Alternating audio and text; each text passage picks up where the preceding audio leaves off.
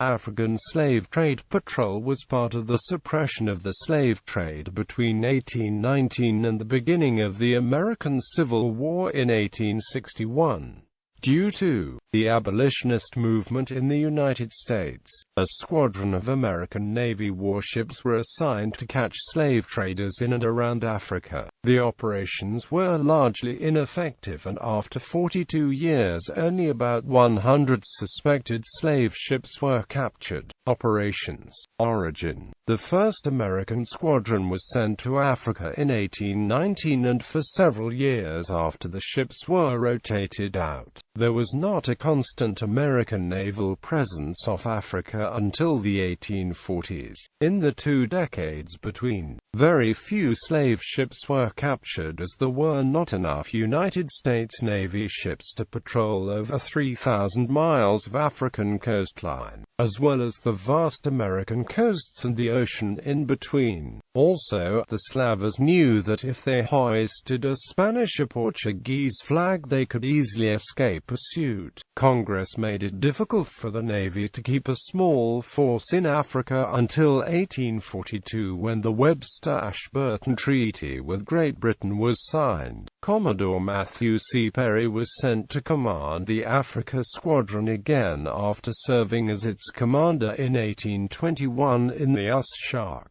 His arrival marked the beginning of America's growing effectiveness in the suppression, though the overall victories were insignificant compared to the Royal Navy's West Africa Squadron in the same period. The British captured hundreds of slave ships and fought several naval battles. The success was largely due to the superior size of the Navy and supply bases located in Africa itself. The combined efforts of both the British and the United States successfully freed thousands of slaves, but the trade continued on and the operation was expanded to the West Indies, Brazil and the Indian Ocean. The Brazil Squadron, the West Indies Squadron, the East India Squadron and the later Home Squadron were all responsible for capturing at least a few slavers each. Capture of the Spitfire on the 13th of June 1844, the brig Truxton was placed back in commission with Commander Henry Bruce in charge.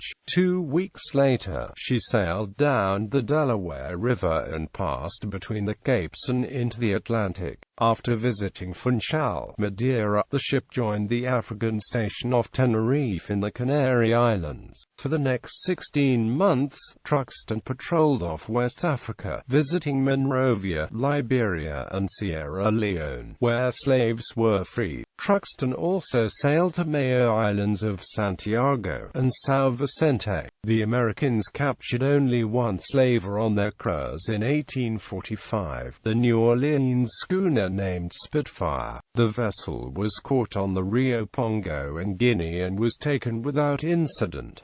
Though she was only about 100 tons, she carried 346 slaves. The Americans also discovered that she had landed 339 slaves near Matanzas, in Cuba, the year before. Commander Bruce reported that between her decks, where the slaves were packed, there was not room enough for a man to sit. Unless inclining his head forward, the food was half a pint of rice per day, with 1 pint of water. No one can imagine the sufferings of slaves on the passage across, unless the conveyances in which they are taken are examined. A good hearty Negro costs but $20, or thereabouts, and brings from $300 to $400 in Cuba. The capture of the Spitfire gave the American Navy the incentive to increase the strength of the Africa Squadron. The ship was also fitted out and used in anti-slavery operations. On October 30, 1845, the Truxton weighed anchor at Monrovia, and she headed west towards Gosport Navy Yard, which she reached on November 23.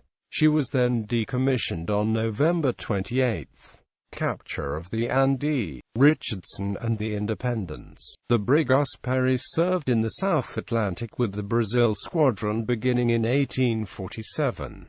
Perry got underway from Philadelphia on May 16, 1847 with specific orders to patrol between Rio de Janeiro, Brazil and Buenos Aires, Argentina. Lieutenant John A. Davis was informed that suspected slavers in the American bark Andy Richardson were bound for the coast of Africa under false papers. Perry then seized the ship off Rio de Janeiro on December 16, and 2 days later, she took the American brig Independence. Investigation proved that both ships had been engaged in the slave trade and were sent to New York as prizes. The captain of the Independence was outraged about his arrest and even petitioned Commodore George W. Storer, but to no avail. The Perry returned to Norfolk on July 10, 1849 and decommissioned 4 days later. She later served in Africa again, but only for a short while until she sailed back to New York. Capture of the Martha. One of the Americans' more significant victories in the operation was the capture of the slave ship Martha. On June 6, 1850, the Perry, under Lieutenant Davis, discovered the large ship-rigged Martha of Ambris while she was standing into shore. Soon after, as the Perry came within gun range, Lieutenant Davis and his men witnessed some of Martha's crew throwing a desk over the side while raising the American flag. The slavers apparently did not realize that the brig was a United States Navy vessel until an officer and a few enlisted men were dispatched, at which time they lowered the American ensign and raised a Brazilian flag. When the officer reached the Martha's deck, the captain denied having any papers, so a boat was sent after the desk, which was still floating, and all the necessary evidence was recovered. After that, the slave trader admitted to Davis that he was a United States citizen and his ship was equipped for blackbirding. A hidden deck was found below with a large amount of farina and beans, over 400 wooden spoons, and metal devices used to restrain the slaves. It was also learned that the captain of Martha was expecting a shipment of 1,800 Africans when the Perry appeared. The Martha was sent with a prize crew to New York, where she was condemned, and the slaver captain paid $3,000 to escape prison. Capture of the Nightingale of Boston. The 1,066-ton clipper ship Nightingale of Boston originally sailed as part of the American merchant fleet in China before trade in that region became unprofitable during the 1850s.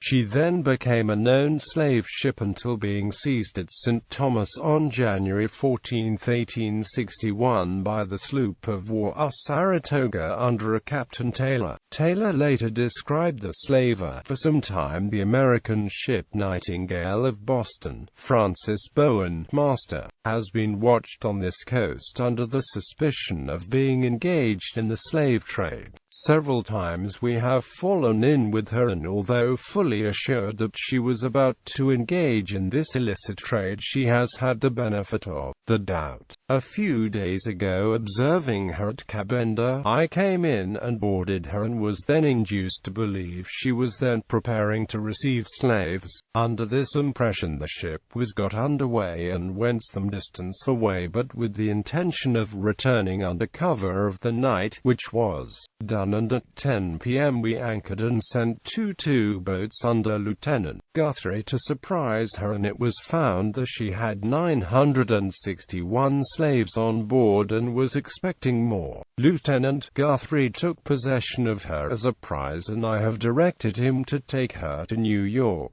She is a clipper of 1,000 tons and has Nightingale of Boston on her stern and flies American colors. The slaves were freed and landed at Monrovia in Liberia, but not before 160 of them died from African fever aboard the Saratoga. The sickness also spread to the crew. Captain Bowen, who was called the Prince of Slavers, and his Spanish second mate Valentino Cortino escaped the Nightingale while she was anchored off St. Thomas. Because Lieutenant John J. Guthrie was from North Carolina, he was suspected of letting the two go, and so they escaped justice. The Clipper eventually served in the American Civil War as the storeship Nightingale in the Gulf blockading squadron, and was finally abandoned at sea in 1893 while under a Norwegian flag. End of operations. The United States Navy operations against the slave trade quickly came to an end in 1861 with the outbreak of the American Civil War. Squadrons of vessels from all over the world were recalled and reassigned to new blockading forces for the Anaconda Plan. Over the course of several years, very few slave ships were captured by American naval forces, though they indirectly assisted the major British operation with the same goal. By the end of the Civil War, the African slave trade on the Atlantic diminished, though trading overland continued into the next century, primarily in North and Central Africa. 4 officers who served in Africa between 1820 and 1861. They received the African Slave Patrol Campaign streamer. Vessels seized.